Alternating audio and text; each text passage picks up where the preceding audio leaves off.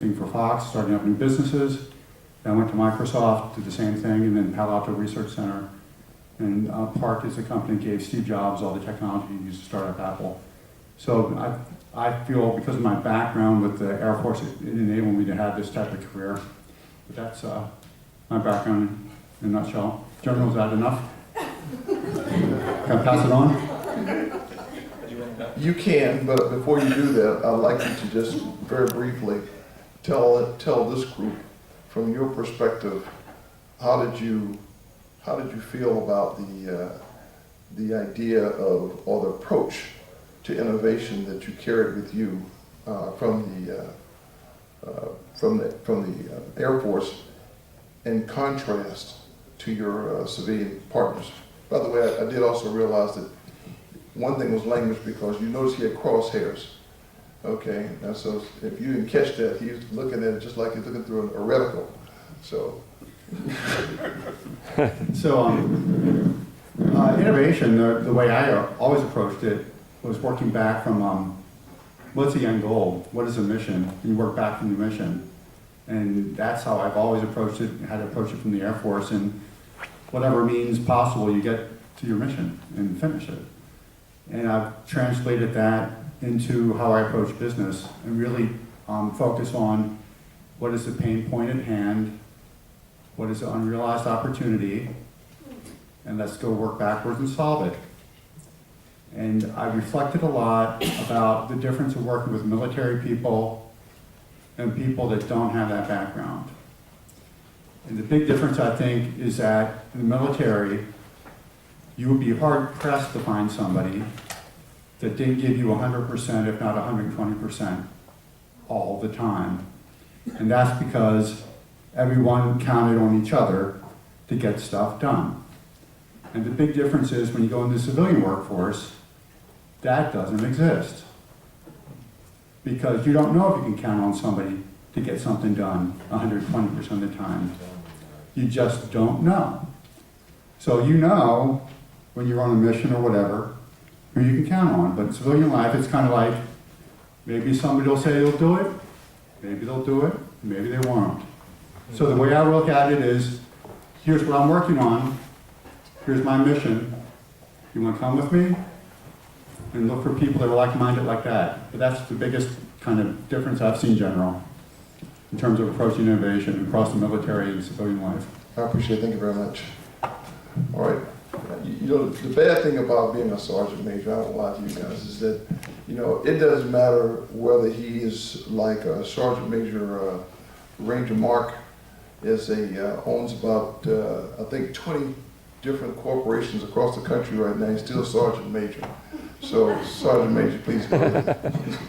Hey, thank you, sir, and good afternoon, everybody. Hopefully you had a good lunch and you're not too wavy. Well, anyway, my name is Lenny Augustine. Actually, I'm a retired truck manager. I served 32 years in the United States Army, which I really, really enjoyed. Everybody's asked me, and I think I wrote it in one of my bios, why did you stay so long? For me, it was about making a difference. I retired about 4 years ago in the state of Washington, which I love. Everybody seems to have complaints about the rain, but I've been in so many different types of environment that the rain is not a big deal to me.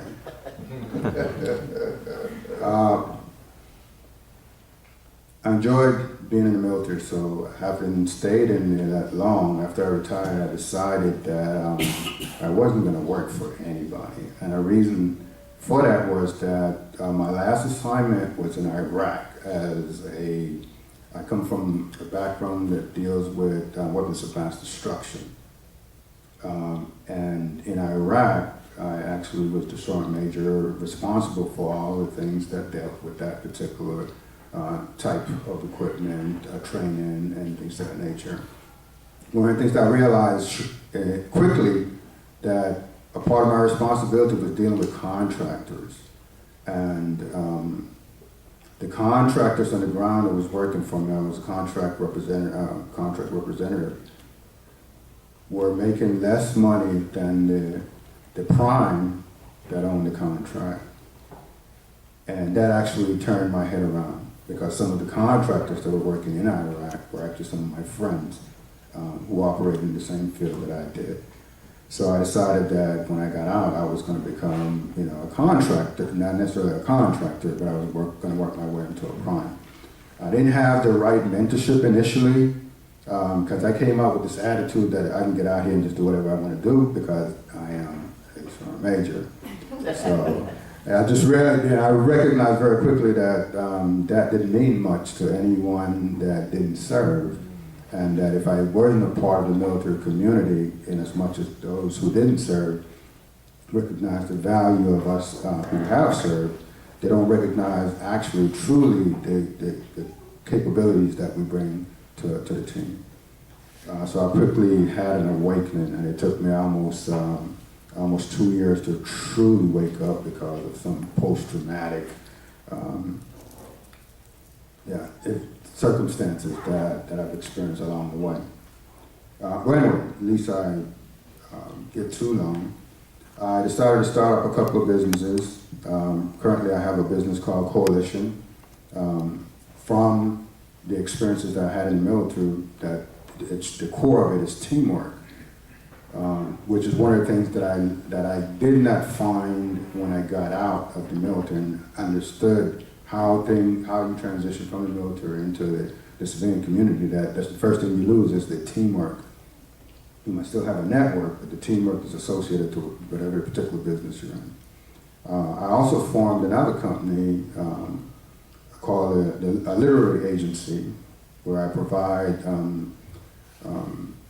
members of the underserved communities the opportunity to get their literary work into publications. I also am in a couple of books myself as an author, as a means of trying to discover, what else can I do to bring value to the communities that I serve. I'm going to transition into innovation. I think for me, innovation has been working with small business, working with nonprofit organizations, and trying to find out, as my good friend mentioned, how can the system, first of all, obtaining the necessary knowledge and information that helps small businesses get into a system and start growing. So coming up with innovative and creative ideas, coming up with identifying the key networks, coming up with identifying the resource hubs to be able to get small businesses into a position where they're competitive. And that has been one of my greatest challenges, is actually one of the two greatest challenges. One is finding the right teams of people, because small businesses start off with a very small budget. So you need consultants on the team that deal specifically with what you're dealing with, that understands you not only as a business owner, but someone that has been in the military that have had some challenges along the way, and that won't necessarily pick up everything right away, that can carry you from one stage to another. So that's what the real challenge of innovation for me has been, is being able to help others to get into a particular market. And then how to do that with the skill set, the leadership skill set that I bring, and being able to bring people together to make it happen. Thank you. Thank you, Mr. Major. And by the way, Mr. Jordan, I thank you for showing some decorum by ensuring that we not have a young lady on the far end of the panel. No, sir, I have home training. Okay, this is another military attribute, because we never put a woman on the end, so they know better. That's very good, and I noticed that. So I stand.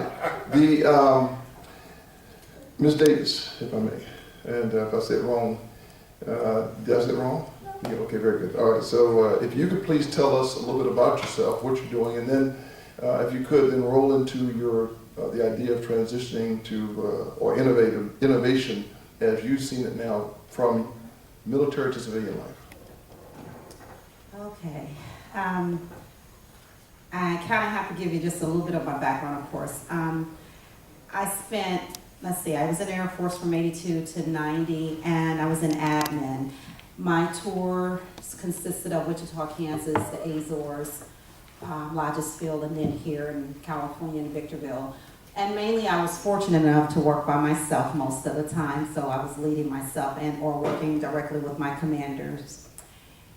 Upon getting out in 90, I went to work for an insurance company and then kind of worked part-time throughout the duration of my marriage. However, we had several properties. So what I did was just kind of manage those properties. And several years ago, about 7, 8 years, someone kind of tapped me on the shoulder and asked me if I would be interested in housing a mentally ill person in one of my units. And I said yes. And the way I tell the story is that, you know, when you interview them, they know to take their meds. Once they get the apartment, they can stop taking them. So I learned a lot about the whole world of mental illness, okay? An awful lot. But I managed to stay into that arena and work with other nonprofits in terms of housing mentally ill and women with children. And so that's kind of my background with the apartments. Then I was tapped on the shoulder again to find out if I would be interested in starting my own business with the mentally ill. And so for several years, I've housed the mentally ill, what they call mentally ill, dual diagnosed individuals who are drug addicted, mentally ill. The combination is sometimes together. And I've housed some veterans. It's easier to house veterans when you're a nonprofit. I'm still currently a for-profit. So over the last couple of years, I've shut that business down as I transition into a different kind of space. And as I'm starting the business up again, I was asked if I would consider housing female veterans. Upon my research in the Inland Empire, I discovered that there are a lot of female vets basically in the downtown San Bernardino area who are walking the streets. I'm a female. That was heartbreaking. So I'm all in. I'm a A-type, alpha female. I'm all in.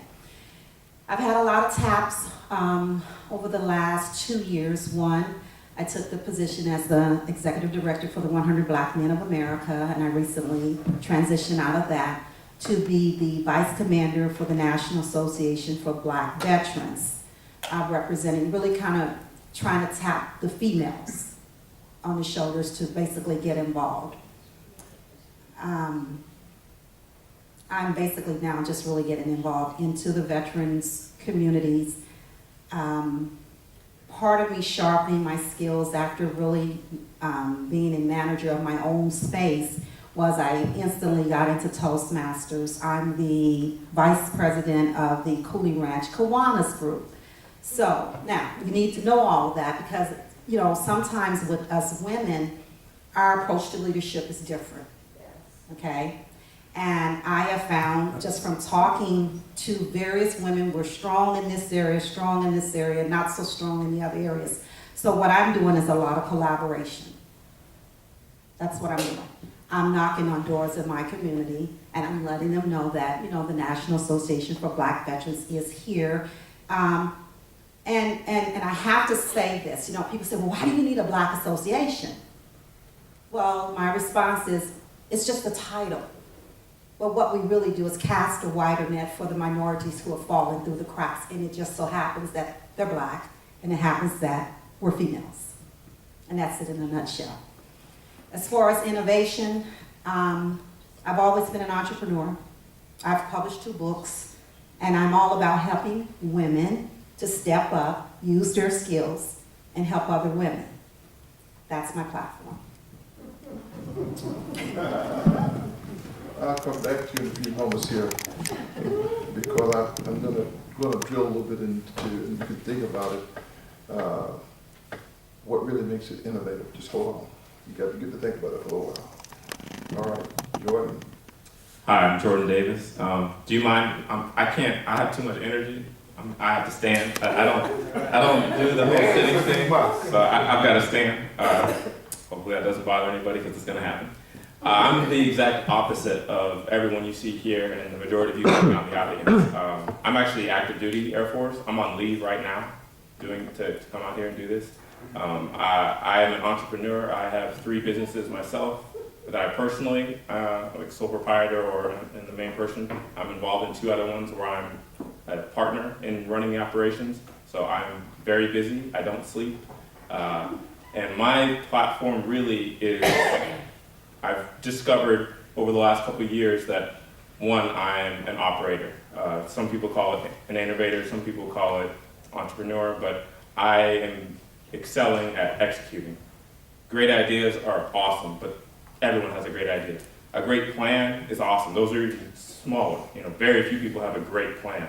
There's millions of people out there making a lot of money off of subpar plans or subpar ideas and decent plans. But executors, people who actually go out there and operate and do that, those are very few. And that's something that I can do well. And I credit the Air Force for allowing me to become an operator. Tony just tapped me on the shoulder and said, "Hey, do you want to go up and be on the panel?" Sure, absolutely. I had no preparation. I came here to be in the audience, and an opportunity came, and I stepped up and took it. And that, again, that's something that I didn't just automatically step into. That's something that I've learned and I've been trained on, and that's part of the Air Force. So I'm going to be leaving the Air Force soon. And everyone asks, "Oh, you've been in for 10 years. Why are you going to leave? Go and retire." And for me personally, the things that I'm getting involved in, I'm putting so much time. I put in at a minimum of 50 hours a week to the Air Force. That's minimum to do my job and to do it well. I don't do anything that I'm not going to do well. That's just not me. So if I had to put 50 hours into my businesses, the Air Force just can't compete compensation-wise. It's just not there anymore. So for me, it's time to transition. So I'm here to make some connections, learn from other people, find some more mentors. Knowledge is knowledge. So there's a 2-year-old out there that has an idea that I can learn from, just like I can learn from anyone else in here. There's knowledge from everywhere. So I just want as much knowledge as possible so I can go back and apply that knowledge to the opportunities that are going to come at me in life. As far as innovation goes, TAPS and the transitioning, as the General was saying earlier, it's increased a lot. There's way more platforms to transitioning yourself out of the service. There's a lot of veterans programs that will help you get certifications and training. One of the businesses that I do is IT training, so unbeknownst to myself, when I started it, I actually ended up learning a lot of those processes on getting a hold of veterans. There's money out there, there's grants out there for all sorts of training. They just need the bodies to fill it. And one of the things that I've learned and that my company works with now is the Tech for Hire initiative. And so that is a huge innovation. They're saying, "Hey, we have all these jobs, real good jobs, but we have no one that's trained to do them. Can you train these people?" Absolutely, just give me the bodies. And so that for me is probably the biggest thing I think that's innovative. Thank you very much. First of all, how many folks in this audience, while you're in uniform, worked 60 or more hours a week? I just want you to know that you skipped the Air Force a little bit. Another common thread, seriously, about military members is this. My average sleep is 4 hours a night, and that's kind of what we got along with that. I'm probably up a little higher than about 5, something like that. But that's part of your transition from where you used to be. That's part of what we've done as a matter of course. Now, as we go forward and talk about innovation, in military leadership, one of the conversations I had earlier was we were looking at how we look at a problem. I mentioned earlier that I'm a lean guy. The military trained me in multiple disciplines of decision making. One of them was the military decision making process, which is heavy front end analysis, and then the other one being Lean Six Sigma approach, which is product focused toward the ends. And you heard the mission first and backwards planning. Now, some of these processes have been, I'm going to use a word called bastardized and migrated to the civilian world. The question I would have for all of you is, and I'll start with you two first because you're a great contrast in some ways. In fact, all of you, as I listen to you, one because you are a female, and I know that does in fact carry some uniqueness that I will never be able to understand other than observe from the outside, but not necessarily why. The comments that I'm going to bring is, after 5 years, Mr. Beddows transitioned out. And what wall, what was it that, what expectations did you see that you broke through or validated?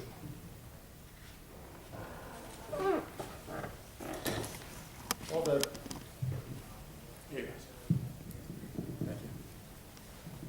so going into civilian life with, I don't know if you guys are familiar with Malcolm Gladwell in Tipping Point. And he talks about you have to get 10,000 hours to be an expert. So having gone through the military, I had my 10,000 hours. I was so trained. I knew how to approach people. I knew how to get, I was like a hot knife through butter. And I'm here with people that didn't have the same training. And it was just, you know, and I could see things that were just so obvious that had to get done and how to do it. And some people, you know, you could work with, and other people were just like night and day on who you could work with. But that was something I had to come to grips with. Because working with people in the military, you know, you never had that issue. So that was one of the things I had to kind of come to grips with and just realize it's two different worlds. How did that affect the innovation process when you saw things and saw a problem and you tried to change the team to move in that direction? Or better yet, you, as Dr. Chamberlain from Harvard University would say, you weren't looking to your left or right or seeing anyone trying to catch up to you or seeing that you were behind and had to look forward, but in fact you're looking forward and seeing what needed to happen. How were you able to bring your teammates to go forward? So there are two ways. One is I wasn't trying to preach to the unconverted. I was just looking for the people that were bought in, what I was trying to get done. And there's only so many on the margin, you know, maybe 5% or 10%. And what do they say in Hollywood? No one wants to be first and no one wants to be last. So just get a couple people going with you and you got a parade and then people pile on. And that's how you get it going. So that's one thing. And the other is you paint a vision. Can you buy into this vision? Do you want to be part of a winning team? Who wouldn't say they want to be part of a winning team? Of course you want to be a part of a winning team. This is how we're going to win. And then people start signing up. So that's kind of my approach to kind of transition both worlds. Sergeant Major.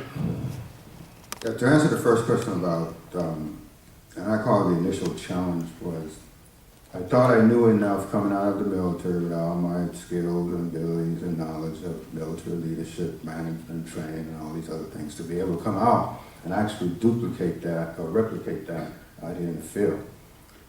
My first roadblock was not understanding the language that was being used out here. That was my biggest roadblock. I went into my first business meeting. Someone invited me and said, "Hey, so you can be a part of this. You got all the credentials, but you know, in order for your business to partner with us, you got to have some certs." Now, I've heard that term "certs" before, but I didn't know how it translated as it relates to business, very known small business, service disabled, and nobody would teach me that. They automatically think that I already knew, which was my second roadblock. I come in because, especially dealing with military folks, thinking that Sergeant Major already knows, so all we need to do is get him on the team and everything's going to work. There was a big knowledge gap for me, and it took me about a year, almost a year and a half, to tell myself that, you know what, you need to find out what all these people know so that you can do what they do and do it even better.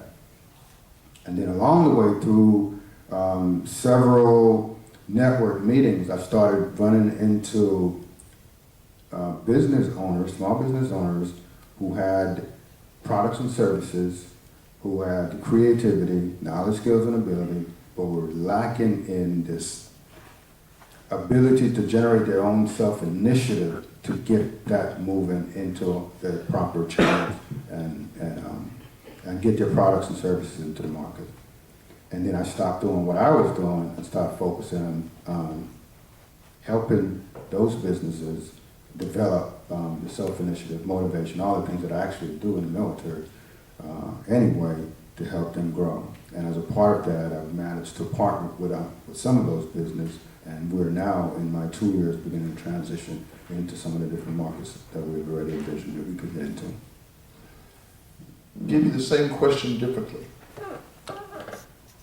We mentioned Malcolm Gladwell, and Good to Great. In the book Good to Great, he talks about the flywheel. First of all, you got two things happening to get the flywheel going, because you've got ideas, and of course, so your 20 years, you've been able to just jump on because and just kind of slightly make modifications. At the same time, he talks about those who like to keep putting their hands on to slow the flywheel down, so don't get the momentum that needs to keep going. How did you work with those who are trying to get it going, and then work past those who always keep their hands on? Because your old approach, Sergeant Major, I just said, it was done. How did you get past that? I'm still working through that. I gotta tell you, no lie, I'm still working through that because the general is right.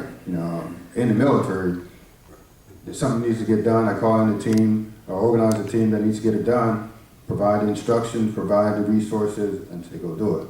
Out here, it's not the same. But again, I think I can only answer the question the same way, in that first I had to close the knowledge gap, which I was missing in that I didn't understand the language of the business language that's being used in the environment that I was transitioning into. And it's no different than when we join the military. You have to learn new language, the military language, to understand that culture. So understanding the culture, the business culture that I was endeavoring to participate in was one of the things that helped me, that I had to work through. To deal with those who were already in the business but lacked that generating power to get into the market that they were interested in was not that difficult, in that what they needed was the leadership that I come with anyway.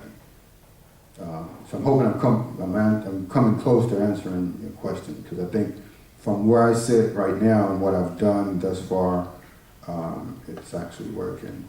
I've been able to sit down with someone who is challenged in the area of generating the necessary momentum to get into the market that they're in, understanding the processes based on what I've learned to get them into the market, developing the right networks and conduits to get them through is what now I'm getting very good at. And that's why I'm actually here, to increase the capacity within the network that I know I need to be able to then lend that to the people I'm working with to get them in a better position as business owners.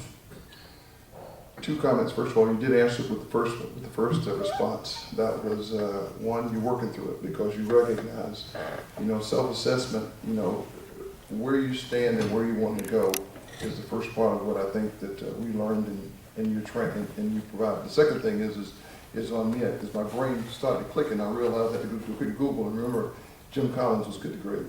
So I made the transition. Now, Ms. Davis, if I may ask you, you told us very quickly and very briefly that as a woman, in fact, I saw you talk to Tony over there, and she gave you an amen. It was the fact that you have to do things differently as a woman. So when you're trying to innovate, what tools, what approach do you have to help you get things done? Because obviously you've been successful because you moved up inside of the good old boys clubs of Kiwanis, and as 100 black men, I'm just trying to figure out how you got in that one, but I got it.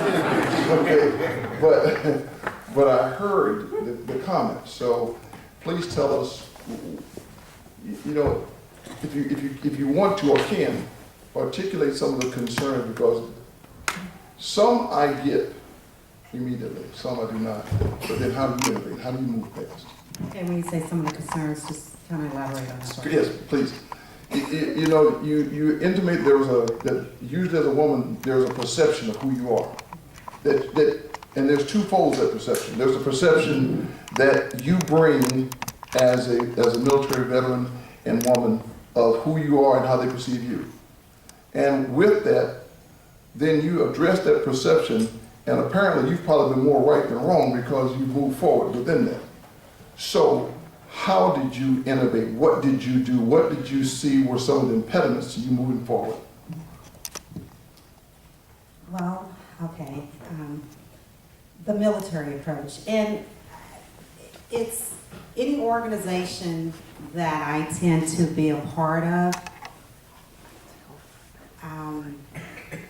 my approach is the business first to a vault. So it's kind of like that's all I know, because if we get the business part of it done and get the fundamentals in place, then we can enjoy. So I just stay focused.